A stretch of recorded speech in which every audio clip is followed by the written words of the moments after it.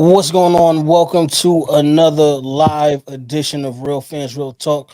We're gonna be rocking out on Monday just for the next 2 weeks because y'all know how crazy the football schedule gets this time of the year, and we ain't want to compete with the championship game. So this week and next week we're gonna be rocking out on Monday night. So just be aware of the changes in the schedule. We already got the next week episode scheduled as well. We got a special guest that's gonna be rocking with us next week.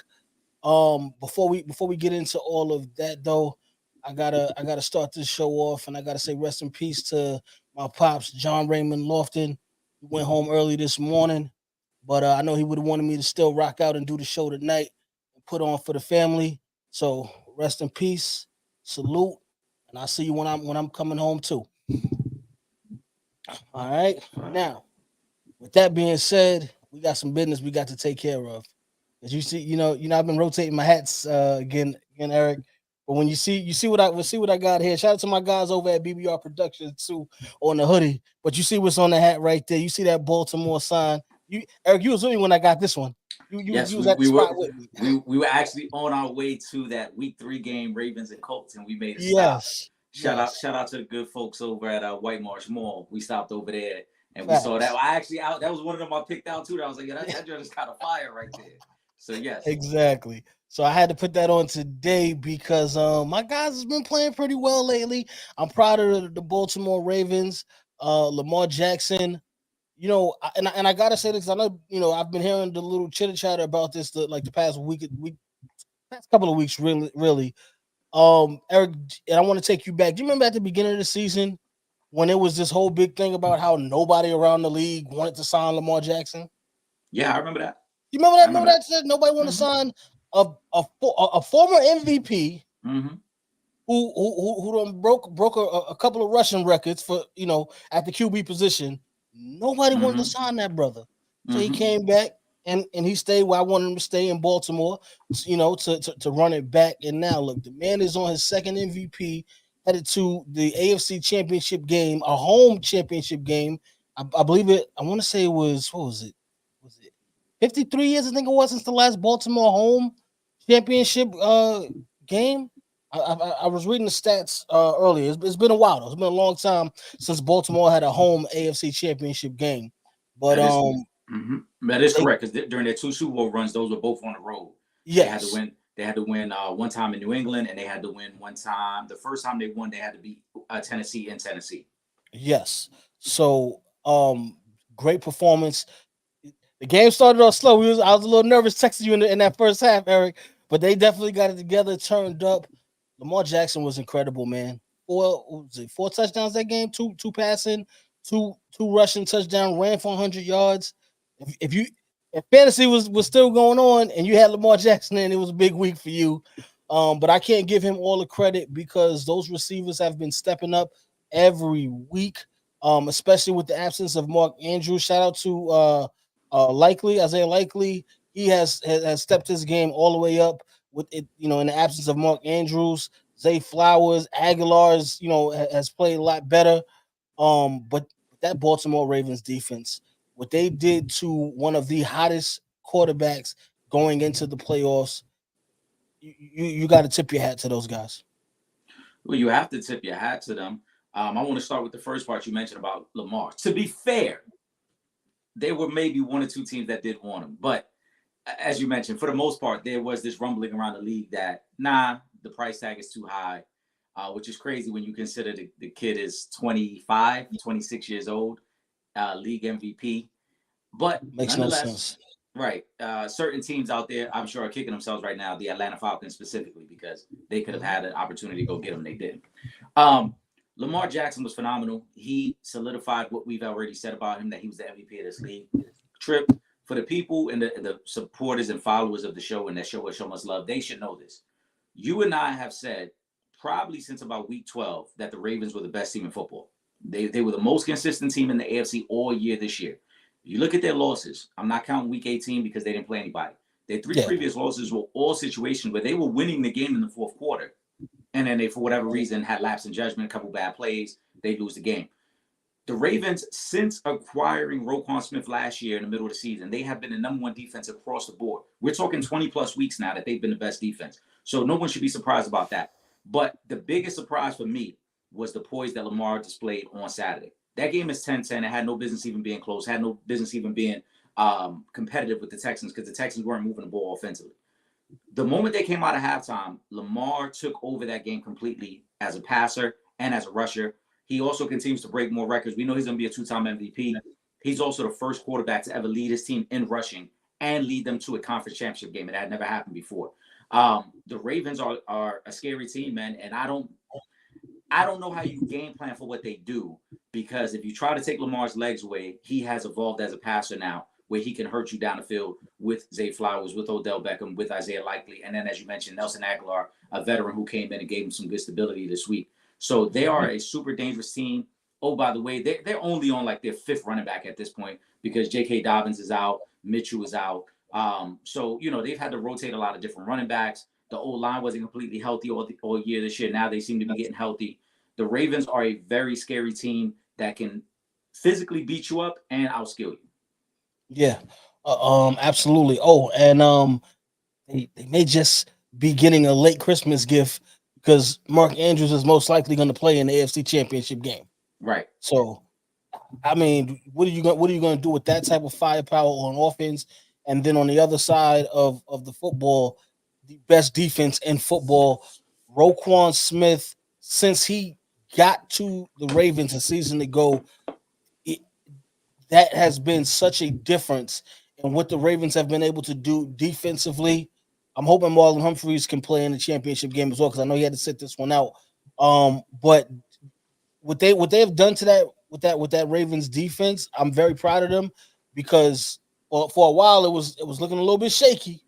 It was looking a little bit shaky. We weren't looking like those Ravens defenses that we've come to know and love. Them being ranked in the top 5 damn near every year for maybe 10 years straight. You know what I'm saying? With that defense, they took a hit, injuries and whatnot, but them bringing over Roquan Smith was definitely a difference maker. Jadeveon Clowney, who shout out to him, he got the bonus. He's been amazing for performance this year. bonus. So they've all played very well. I'm gonna go to one of these questions up here right now. Shout out to Kyrie Thompson. First, in the chat, Kyrie says more dangerous, Mahomes or Lamar. Does Mahomes or Lamar have the advantage?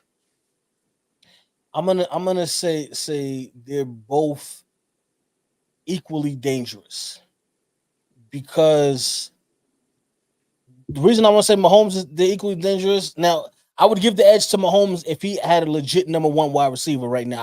I would say it's Patrick Mahomes, but it kind of gets neutralized when you look at the weapons and him only realistically having Travis Kelce to throw the football to. Shout out to Pacheco because he's been doing great running the football for them. But when the addition of all of the weapons that Lamar Jackson has, and when you combine that with now Mark Andrews should be returning for the championship game and his ability to run the football, I'm gonna say it's even right now. I think they're equally as dangerous. I don't know if anyone has an advantage going into this game just because, not that I've learned, but I think more people have learned that because we speak about this man all the time.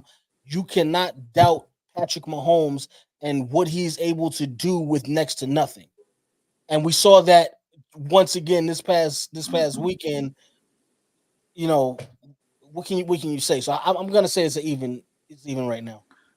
More dangerous is Lamar, and that's no knock on Mahomes. It's well documented how I feel about Patrick Mahomes. Pause. Yes. But Lamar Jackson right now, as I mentioned, the way he has evolved as a passer just makes him so dangerous now because at any moment he's being so patient with the pass game that he's allowing things to develop. And then when it's not there, then he's just letting his athleticism take over because 90% of the time he's still the fastest guy on the field as well. So to me, that makes him much more dangerous. You look at the efficiency he's playing with, how clean the game is. There's no turnovers. There aren't very many missed opportunities. He's hitting receivers when they're open, and if nobody's available, he's just scrambling out and get you a first down anyway. And oh, by the way, even in him scrambling, he does it way better than any other quarterback because he doesn't take any big hits. He's able to still get down the field and then get out of bounds or get down before he takes a big hit.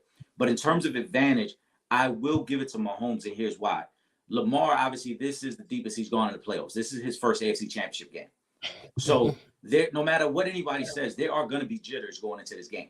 You're in front of your home crowd.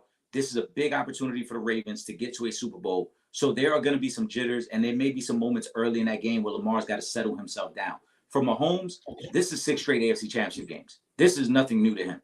So the experience that Mahomes and Andy Reid, we can't forget that, because Andy Reid has been to 6 AFC championships with the Chiefs. He got another 4 NFC championships with the Eagles. He's been to 10 of these things before. So they know exactly what to expect. They don't care what the environment is. It showed yesterday in Buffalo. They're going to be as prepared as any team will be in this moment. So advantage-wise, I do give it to Mahomes because of experience. But dangerous, it is definitely Lamar. I mean, the man ran for 100 yards and 2 touchdowns yesterday. So I'm not gonna argue with you on that one, Eric. Either way, and I wanted to mention one more thing that I really love about this game is that we got 2 black starting quarterbacks in the AFC Championship game this year. I love that because again, we've talked about this plenty of times. That's the position that they said African Americans couldn't play. So I'm very excited for that. Either way, I think it's going to be a war. I will say this though, because I mean, and obviously part of it is y'all know who I'm repping, but I give Baltimore the edge in this game because watching the Chiefs play the last couple of weeks, they haven't faced a defense like Baltimore. And if you're telling me that it's just going to be Travis Kelce and Pacheco, I don't think that's going to be enough to stop this, to get past this Baltimore Ravens defense. Now, I know Rice had a big game a week ago, but again, that ain't the Baltimore defense. These guys are bigger, stronger, and faster than most of the defenses in football. The only other defense that's probably comparable would be the San Francisco 49ers defense. They can get to the quarterback, they can stop the run, as we saw in that Dolphins game. They have a good secondary, and if Marlon Humphreys comes back for the championship game, they'll be even better. So I'm giving the edge to Baltimore because of that, but I still leave room for error because it's Patrick Mahomes on the other side. Yeah, this is going to be the ultimate chess match because the Ravens match up really well against the Chiefs in terms of, you look at the athleticism at linebacker with McQueen and Roquan Smith. Those guys run sideline to sideline. Both those guys are good in coverage and good against the run. So they'll be able to neutralize some of the things that Kelce does. To me, the biggest X factor for the Ravens is Kyle Hamilton because they love to use him in blitz packages, but because he's so athletic, he can play in the secondary and cover. And so I'm really interested to see how they use him in the matchup against Travis Kelce. Will they shift Marlon Humphrey over because he's a big physical corner and allow him to just kind of go, not really one-on-one, but kind of be the focal point of the defense on Kelce and then allow Kyle Hamilton to roam? Or will it be the opposite where you say, look, we want to leave Hamilton on him, let him use his athleticism to neutralize that, and then we're gonna take everything else away with the rest of our defense. And then on the flip side, Spagnuolo, defensive coordinator. Again, when we talk about experience, this is a guy, again, 6 AFC championship games with the Chiefs. Let's not forget the 2 Super Bowls he won with the Giants as defensive coordinator. He's been here before. He's game planned for damn near every type of quarterback the league has ever seen. I want to see how he's going to attack Lamar, because will he be aggressive and say, look, we're just going to blitz you nonstop and force you to beat us from the pocket? Or will they be patient and say, we're going to allow our front four to just try to get pressure and we're going to have to spy you and sit back? Because they tried that yesterday for 3 quarters and it didn't work. The reason Josh Allen was going crazy for 3 quarters, the Chiefs couldn't get any pressure on him. He was able to scramble out. Spagnuolo changed the game plan in the 4th. They started to blitz more in the 4th, and that started to give Buffalo problems. I wonder if that's a game plan they'll bring to Baltimore. Yeah, and I did want to give a little bit of praise to the Kansas City Chiefs defense, because obviously Mahomes and Kelce is going to overshadow everything that goes on in Kansas City, but the Chiefs did very well for themselves with the picks and everything that they got from the Tyreek Hill trade. So I do want to give them that credit because they played a very good second half, and to limit, I think Stephon Diggs had 44 yards, if I'm not mistaken. receiving. It was something. It was low 20, number. yeah, 23 20, yards. 23 And he yards. got Okay, and he got 23 more and he yards. got that and he got most of that on that one catch he had in the first half. That went for like 16 yards. Yeah. So, you know, I got to give a lot of credit to the Kansas City Chiefs defense. If Patrick Mahomes can just get if he can get a legitimate number two wide receiver, with the way that defense has been rebuilt and is very young, obviously with the exception of Jones and a couple Mm-hmm. other veterans that they have out there, this team is going to be really good for a very long time. And I want to get your take on this, Eric. I was talking to somebody this weekend, and I said, if Patrick Mahomes wins a Super Bowl with pretty much no wide receivers, I think I'm gonna have to push him up. And this is gonna be crazy. I know I'm gonna be jumping off of a bridge here. Maybe I might be, but I'm gonna have to push him up to number three, maybe even number two. And I'm sorry. I know I'm gonna get some flack behind that, but I had to say it. It had to be said. I'm sorry. Let me hold on. Let me get a little swig here. That's what I got here. I'm sorry. I had to say it, man. It needs to be said. You know what, Trip? I agree with you, my brother. Because no, I have to because if let's put it all in perspective for the people to really understand. First of all, Patrick Mahomes is only 27 years old, which is that's what makes this conversation so crazy that he's already Yeah. had the amount of success he's had at this point in his career. If they beat the Ravens and get to the Super Bowl, that means he would have been in 4 Super Bowls already in 6 years as a starter. Yeah. All right. Now we're in Brady territory in terms of things like that. Montana never did that. Peyton Manning never did that. No other quarterback. John Elway, who went to 6 Super Bowls, never did that. They flashed the number yesterday yesterday was his 16th playoff start. Yeah. Going into yesterday's game, he already had the most touchdowns in his first 16 playoff starts than any quarterback in NFL history. He was second all time in yards to Drew Brees, and he was second all time in wins to Tom Brady. He's going to pass Tom Brady. If they end up winning the Super Bowl, he's going to have more wins than Tom Brady through the start of his career in the playoffs. Oh, by the way, he would have 3 Super Bowls. Now, that's getting ahead of ourselves, so I don't want to jump that far out the window. But to your point, Yeah. if he finds a way to do it, I think it's a legitimate conversation that not only has he surpassed Peyton Manning, which I think he eventually will. We talked about Yeah. who we feel is the Mount Rushmore of quarterbacks.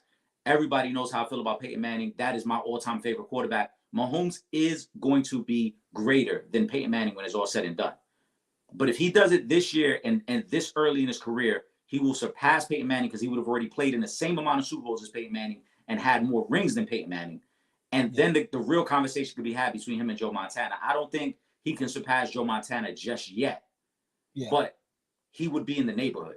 He would be circling the cul-de-sac looking for parking because he would be in that neighborhood with Joe Montana. So it's a legitimate conversation to be had. Again, people gave us crazy ish last year when we said he's on a Mount Rushmore quarterbacks. It Yeah. ain't no debate. You cannot debate it. When he lost Tyreek Hill, people said, "Oh, there's no way they could duplicate the success they had." They went and won a Super Bowl last year. Exactly. They come back this year with all the troubles. They led the league in drops at receiver this year. And yet somehow Mahomes was still as efficient as ever, gets them back to this point. And let's not forget this part as well, right? Because we love to overlook in the moment when teams are the underdog. Retroactively, we love to look back and be like, oh, well, they were supposed to win. The Chiefs were the underdog last in the AFC Championship game against the Bengals. They won that game. The Chiefs were the underdog against the Eagles in the Super Bowl. They won that game. The Chiefs were the underdog yesterday in Buffalo. They won that game.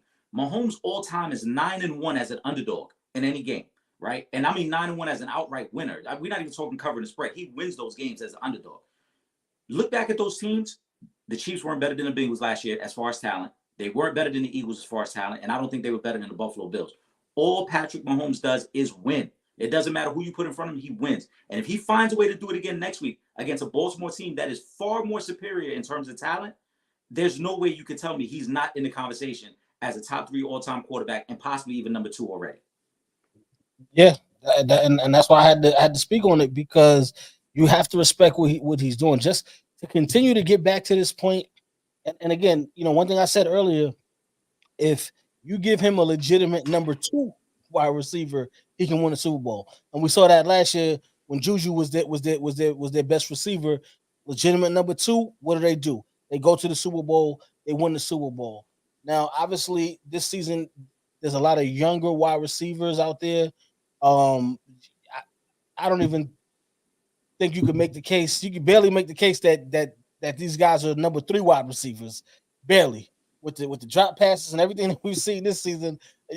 Barely. Rice may develop into that, but I can't even He's give him that just now because he hasn't done enough. he's a You know what I'm rookie, saying? right? So it's possible he could get there. He did have the big game the other day, but you got to do that more consistently for me to say, okay, yes, this, you know what I'm saying? He's a legitimate number two or legitimate number three. Right now, I guess maybe he's like borderline number three wide receiver. But if you give him a number two, Patrick Mahomes will make magic. But yeah, if they beat this Baltimore Ravens team and then go on to win another Super Bowl, which would be back-to-back Super Bowls, would be 3 and 5 years, something like that. I believe at that point it will be three Super Bowls in 5 years for the Chiefs Yeah, if they three win and it. five. Yeah, That's three and again, five that's years. that's that's Brady and Belichick territory. Yeah, so you really can't deny that. So big shout out to them. Let's go over to the NFC because I see Dontel Wright got a question up here. Shout out to Dontel Wright. How legit did the Lions look yesterday? Goff 30 for 43, 287 yards, 2 touchdowns, 0 turnovers. Um, they look good against a Tampa Bay Buccaneers team that is average. Um, y'all should have looked great. The Trey Lions with that offense, they should have looked great. Um, in front of that Tampa Bay Buccaneers team. But I don't know how much they do this coming week against that 49ers defense because that's going to be something which they don't want no parts of. Those guys, that defensive line, the linebackers, they do a lot of damage. So I don't know what they're gonna do this week, but they were good. But it's the Bucks. Listen, first off, you're right. The Bucks were 9-8 going into the playoffs, so let's not act like the Bucks were one of the better teams in the NFL. They had to win the last week of the season just to get in. Listen, And in that win in the last game of the season, they won 9-0 against the Carolina Panthers. They weren't impressive coming in. My only issue with this, Dontel, and I appreciate you putting the numbers up there, but the numbers lie in this situation. The numbers look great on the surface, but if you watch the game, you know for a fact that there was 3 interceptions that were dropped in that game by the Bucs secondary. One of them was in the end zone on the first drive that would have immediately killed anything Detroit had going on and gave Tampa all the momentum early in that game. Jared Goff continues to throw to defenders. The only difference is they're dropping him right now, whereas his defenders are catching him.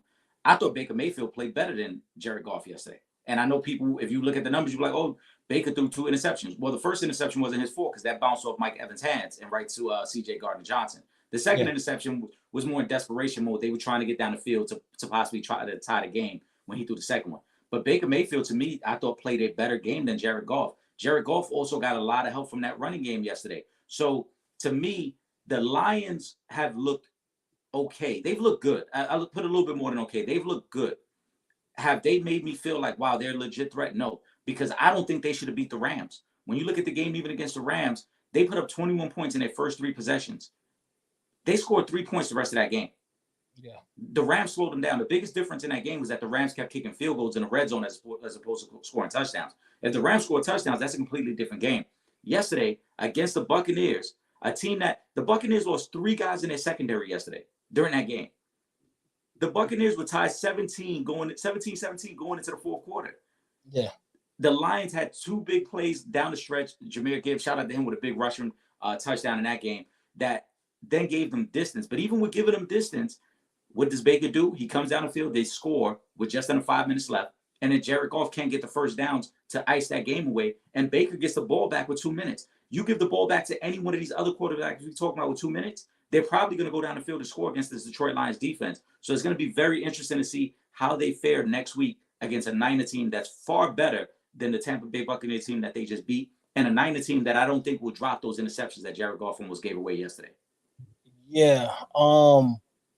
Let me just I just want to say this in regards to the NFC Championship game. Debo got hurt in that one. His shoulder. He's 50-50 right now to play.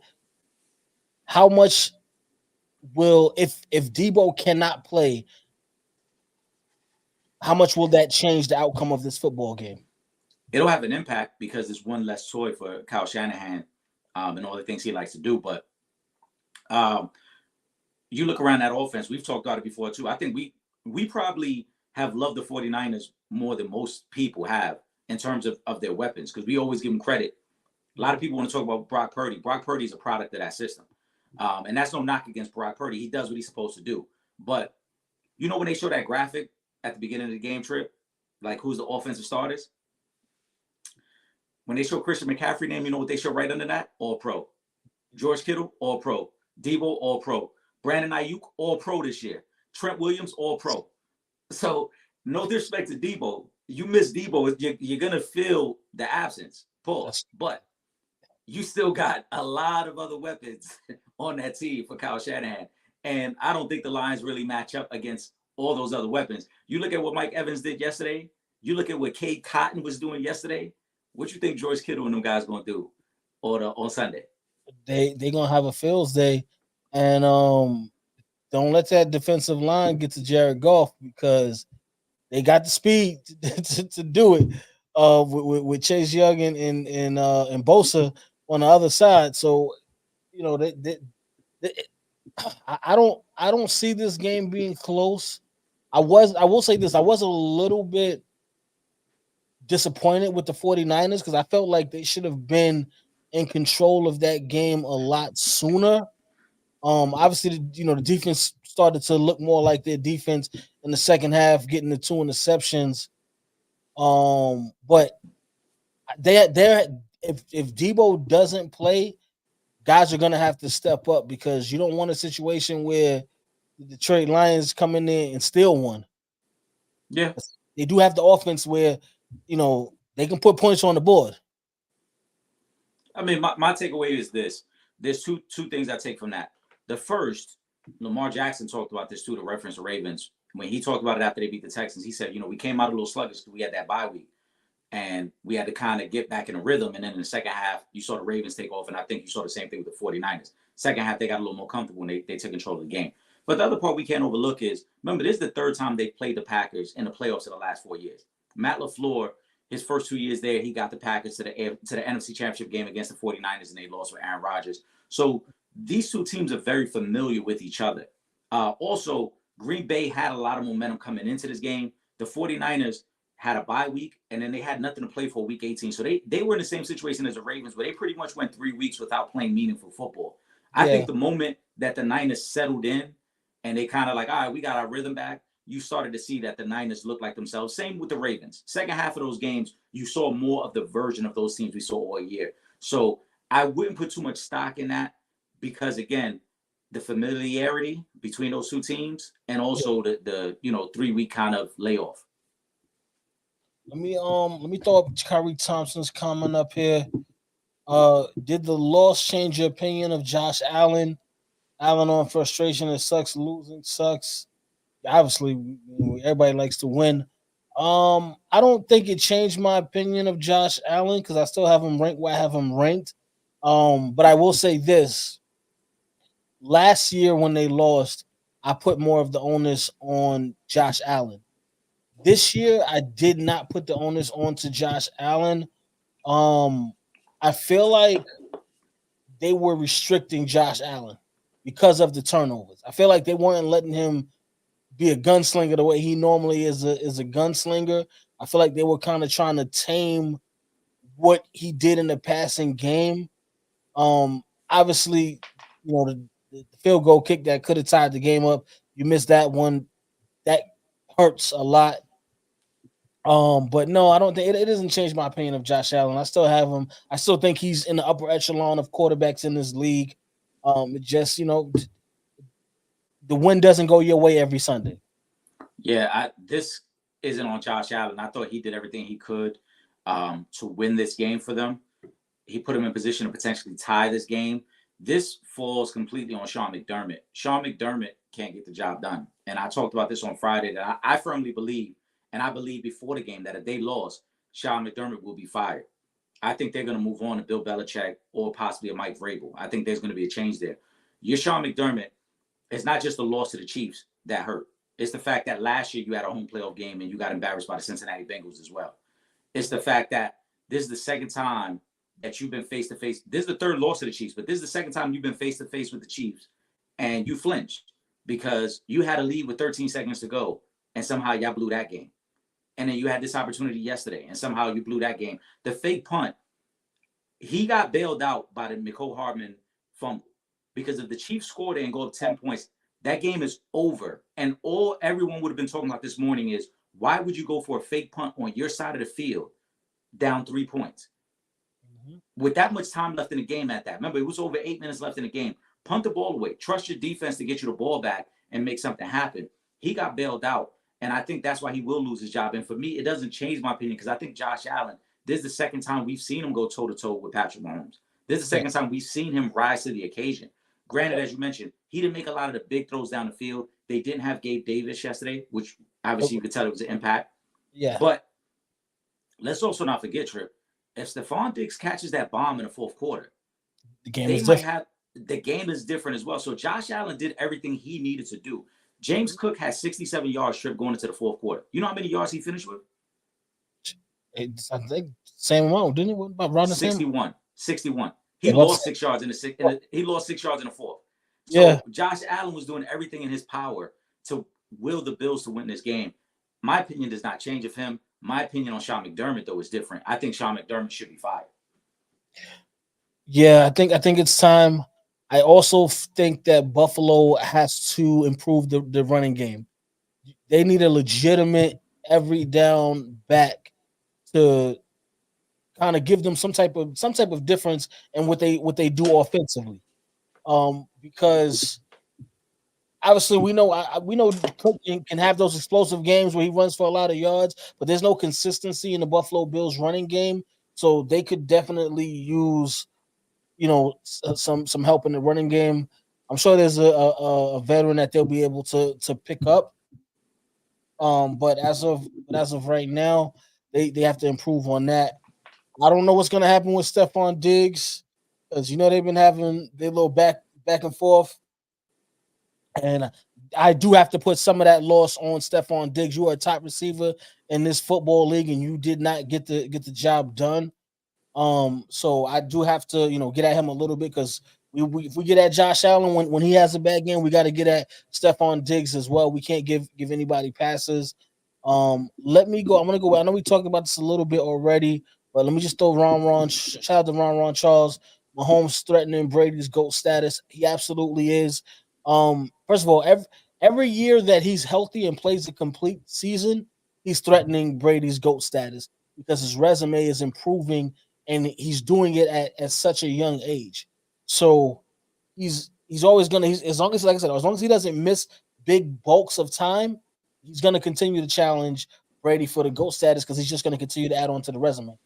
I agree. Mahomes is a better quarterback at this point in his career than Brady was. We can't forget that early on Brady was more of a game manager, and then later on the numbers started to catch up to the team success. Mahomes has both. Mahomes has the team success. He has the individual success as already a multiple-time MVP, a multiple-time Super Bowl MVP. So he is without a doubt threatening Brady. Again, the fact that he's already, in my opinion, on the Mount Rushmore of quarterbacks lets you know he's in the neighborhood. He's not too far behind. And will he get to 7 Super Bowls? I don't know. 7 is a crazy number. But realistically, if Mahomes can get to 4 Super Bowls with all of the individual accolades, it's going to be a legitimate conversation. Because, again, he's doing things that Brady never could do and never was going to do as a quarterback. Yep. Yeah. So, yeah, shout out to Ron for that one. He's definitely challenging it.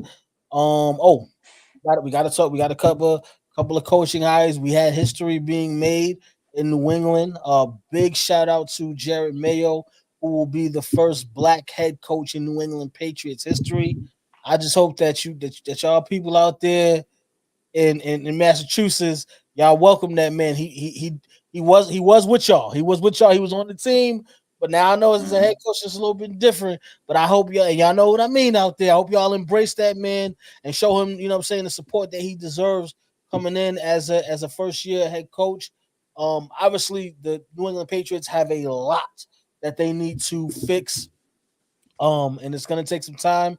They do have a very good draft pick. So I don't know if they go depending on what happens before them. 'Cause I believe they have the third pick in the draft. So I don't Hmm. know if that means they go quarterback or they go, wide receiver and get Marvin Harrison Jr. and then try to put him with Mac Jones and or whatever other quarterbacks they're gonna have out there. But they do have that, so I'm happy about that. But yeah, I want New England to embrace Jared Mayo. He's an alum, so what I'm saying, embrace that man. You have to. He was also on their coaching staff. I love the fact that Robert Kraft made this decision so quick. He didn't play around with it and say, "Oh, let's interview some guy." Nah, we got a guy in house that we believe in. Let's give him the Exactly.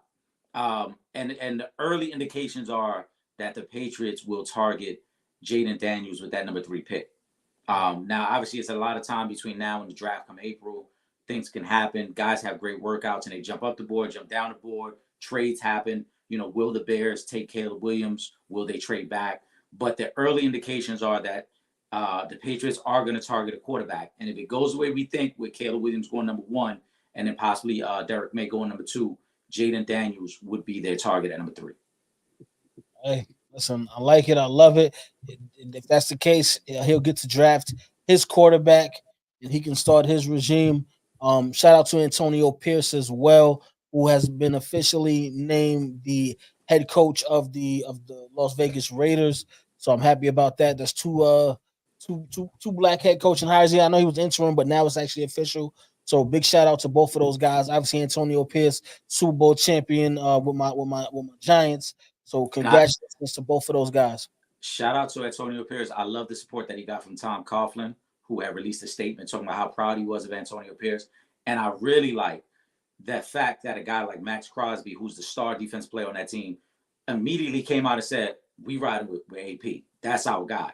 So I like that he's already got that locker room and the support of the stars of that team.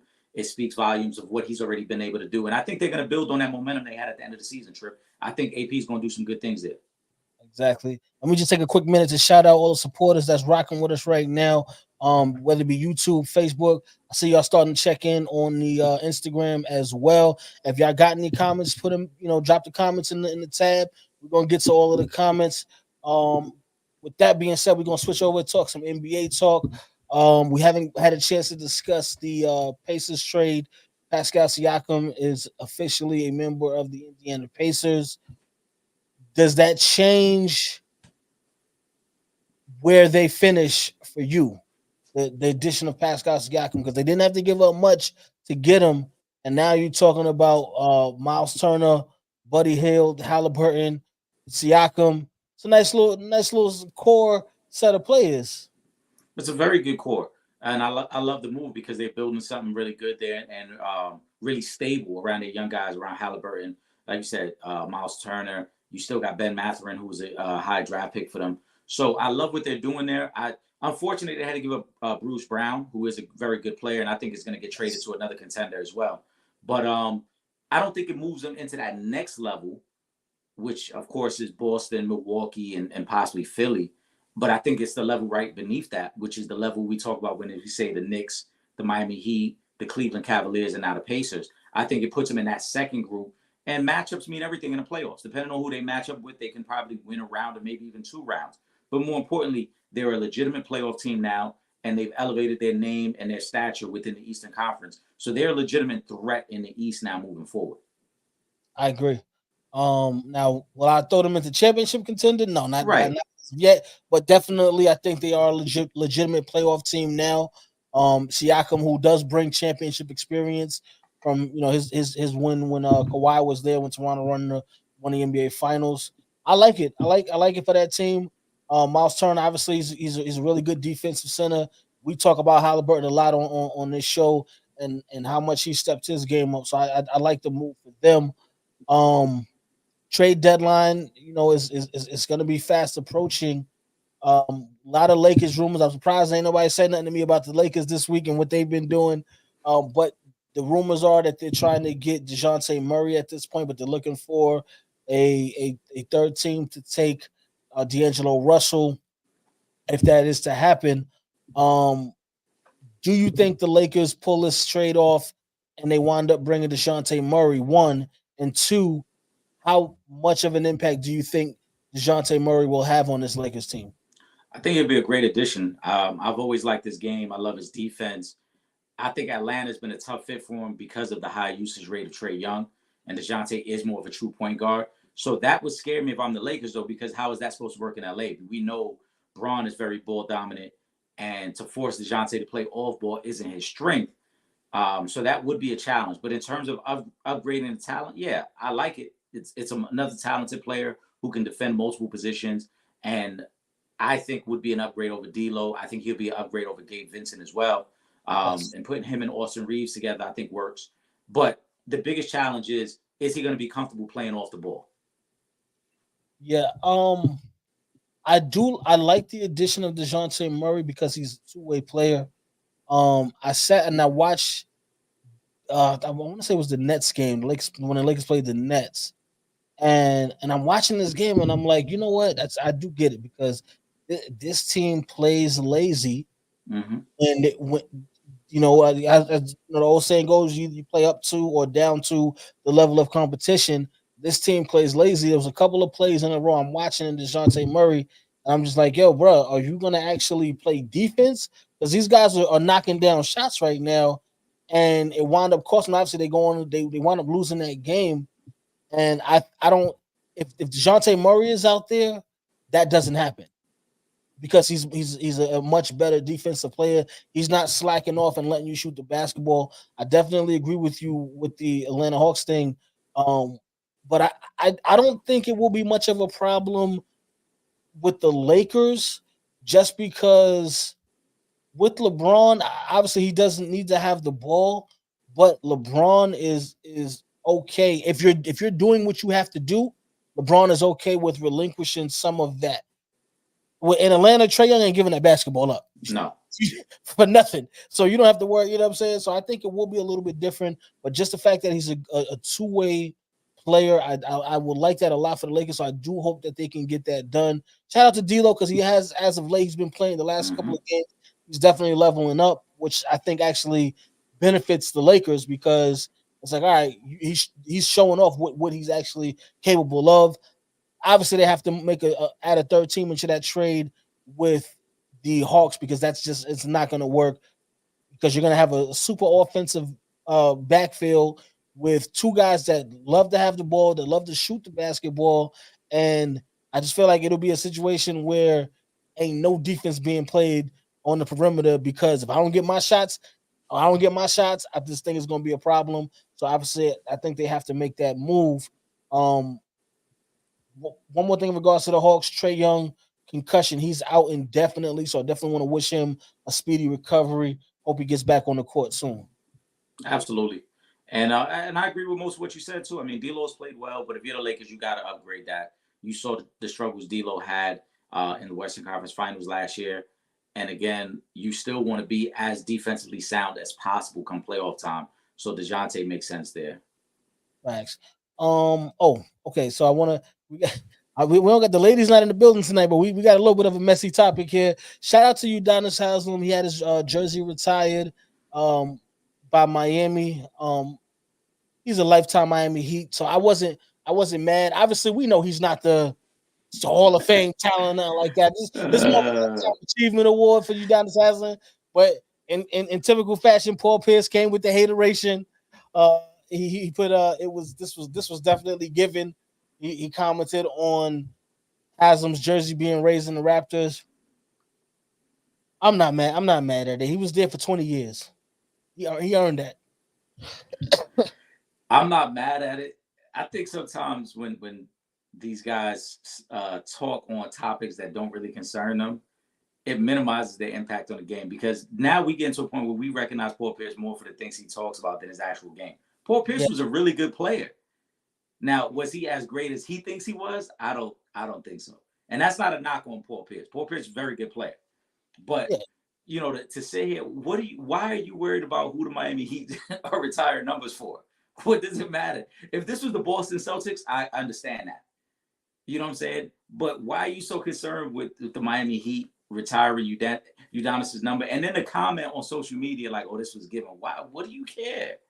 Yeah, like come on, bro. Why would you even do that? Like, what's the point? Yeah, Like, I can understand if y'all was still playing and you had the rivalry, but I mean, come on, man. That was for did that for no reason.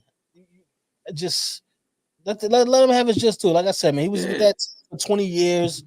You know what I'm saying? He was a part of all three championship rings. He That was a part of all three, and they had. ultimately, UD. So the crazy part is, Udonis was there for all 7 NBA Finals appearances too. Like, come on, man. Give him. You got to give him that, man. That's the severance pay. When you retire from your job, you're supposed to get the severance pay. That's what that was. They were giving that Well, no, man. no, you get the pension when you retire. You get the pension. You know what I'm saying? So that was his gold watch and the pension that they gave him. Like, hey, you did. We appreciate everything you've done, but also we got to remember we can't minimize this. UD is a Miami lifer. He went to college down there. He's from the area. So the Exactly. retiring a number, like you said, wasn't just about what he did as a player. It was what he did for the community. He Yes. spent 20 plus years giving back to that community. So that was Miami Heat's way of acknowledging that and kind of immortalizing him within the Miami culture, where it's like you're always going to see UD's name and jersey up there. But for Paul Pierce, I don't get this. You know, Trip, you and I, we're a little younger than the Paul Pierce and them, but it's like we know there's a certain code told. It's like men ain't supposed to be chatting like that on social media. Yeah. So for Paul Pierce and them to do that is corny, because it's like, what are you really so mad about? You were never a Miami Heat player. You have no ties to the organization. Who cares what number they retire? Exactly. But I still feel like he's a little bitter when it comes to the Miami Heat, especially because Udonis Haslem was a part of that Braun, Bosh, and Wade era of the Heat that pretty much got them that class of Celtics players up out of Boston and had them going over to Brooklyn. So I get it, but it's like, come on, man, we don't gotta do that. We don't gotta hate, man. Let's keep it regular. All right, let me go to Kyrie Thompson's comment because we were going to get to this next anyway. One NBA question. I know it's NFL time, but Kevin Durant says, why isn't he mentioning the GOAT convo? He said it because he went to the Warriors. He says that he hasn't. He said, what hasn't he done? What do you think? Well, first of all, everybody that's in the GOAT conversation has at least 4 regular season MVP. So that's one thing you don't have. So you can knock that off off your bucket list. They also have at least 4 Finals MVPs, so you can throw that up there. There's a minimum number of rings. There's a lot of reasons why Kevin Durant is not in the GOAT conversation. Now, if we're just talking about overall players and who's just as far as the basketball talent and what you're able to do, Kevin Durant is an anomaly. Okay, it's at 6'11" and able to do what he can do, shooting the basketball, running the offense, bringing the ball up the court. Kevin Durant does it all. So if we're talking about from that standpoint, yeah, you can argue he is one of the greatest to play the game. But when we're talking about the GOAT conversation is also about your resume and what your resume says, and your resume does not compare. It does not even come close to LeBron, to Michael Jordan, to Magic Johnson, to Kareem Abdul-Jabbar. These are guys that are far ahead of you on the all-time ranking list. First of all, and I hate to do this because I like Kevin Durant, but why isn't he mentioned in the GOAT conversation? All right, so GOAT implies one, right? They can only be one. How many guys are we gonna have in the GOAT conversation if they can only be one? We can't have the GOAT conversation about everybody. Like, it just gets ridiculous at some point. Like, Wow, right? yeah, like it's not enough to say, oh, a guy's a top 10 or top 15. Oh, it's like, oh, he's not in the GOAT conversation. So what does it matter? They can only be one. That's why it's the GOAT. They can only be one guy. It can't be 10 GOATs. You could be legends. You could be, all-time greats. It can only be one GOAT. So that's first. Yeah. Secondly, to answer Kevin Durant's question, what hasn't he done? Okay, was he ever an underdog that led a team to a championship? I don't think he was. All right. You take away the 2 Warriors finals runs. Well, the 3, he got injured the one time. But you take those away, he only went to one of the finals with Oklahoma City. They lost in 5 games. Yeah. What are we even talking about? Like, when we talk GOATs, we're talking multiple championship runs over a sustained period of time. Mm-hmm. Curry's resume is better than Kevin Durant's, and we don't even talk about Curry as the GOAT. So what do we like when we talk again? GOATs, Kareem, 5 NBA championships, right? Mm-hmm. 5-time league MVP. He was a scoring leader for over 20 years in the league. He led 2 different franchises to an NBA title. We talk about Mike. We don't have to go down Mike's resume because Mike's resume has been discussed so many times. But if we want to highlight, we know the 6 championships in 8 years, right? The overall dominance that Mike had, the league MVP, 6-time NBA Finals. We know about that. We talk Braun. We talk Kobe. We talk Tim Duncan. Look at the names I'm mentioning. These are guys that have multiple championship runs, and all of those were not as the favorites. Some of those were as like, hey, nobody kind of saw this happening, and we went on the run.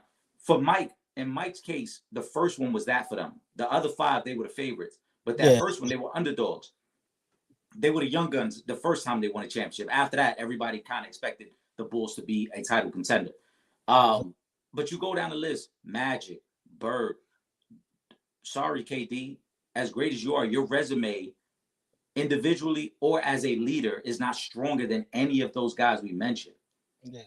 It's just not. Skill-wise, one of the most skilled guys to ever play the game. Nobody ever debates that. You can't. But we're not talking skill. If we're talking GOAT, we're talking totality of resume. And his resume is not stronger than anybody. I just mentioned like 6 or 7 guys. His resume ain't stronger than none of them. First of all, it couldn't be because you've missed too much time because of injury. So you couldn't even be in the conversation. Right, but even without that, it's like, all right, so show me the times that as a leader, you dragged your team to points that nobody thought y'all can get to.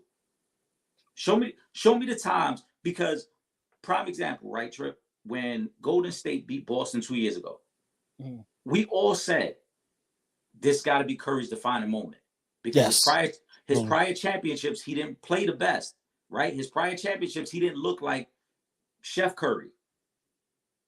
What he did in that series. Draymond was trash in that series. Klay Thompson was trash in that series. The second best player on that team was Wiggins, and Wiggins was only averaging 16 points. Yeah. Curry literally had to beat Boston. It was down 2-1. He had to go into Boston, win a game there, and then take over the series the rest of the way to win that series. Basically. That's what I'm talking about. When the odds are against you, when you're not favored to win, can you drag your team to that point of winning? Because to me, that's what can elevate you into the GOAT conversation. I haven't seen that from Kevin Durant. There you go. So, I'm sorry, KD, and we're going to put respect in your name. We know who you are. You Kevin Durant. That's a fact. You are one of the best to do it, but you don't have a resume that comes even close to put you in the GOAT conversation. That is why you're not in the GOAT conversation. There's levels to this. You are an all-time great. Like I said, you're an anomaly. You want to call him a unicorn. He's all of those things, but a GOAT, he is not. So, unfortunately, sorry about that one, KD. Still love you, but what are you gonna do, man? Yeah, that's a fact. Nobody could ever slander. KD is an amazing player. We're not taking Hall of Fame, right? But GOAT implies one. Yeah, and you're not that. Sad news for me this week too. I gotta report, Eric. It's the end of an era. I was hurt by this. It cut me real deep when the GOAT coach, when the GOAT college football coach, my main man Nick Saban, stepped down from being the Alabama football head coach. I gotta give my man Nick Saban a roll tide, send him on his way, man. Congratulations on a hell of a run in college football. Championship after championship after championship. Unfortunately, they couldn't send him on the road this year with a championship, but you can't win them every year. But big shout out to Nick Saban. Wish you well in whatever endeavor you choose to go with next. That's a fact. Nick Saban, his impact on the game, second to none. What he was able to do in Alabama, the amount of pro talent that he brought through Alabama. I think the final number ended at about 130 guys that played in this program ended up in the NFL, which is phenomenal. He resurrected that program. he completely changed the narrative around his name because obviously he didn't have a lot of success in the pros. But Nick Saban did phenomenal things for Alabama. He left them in a great place.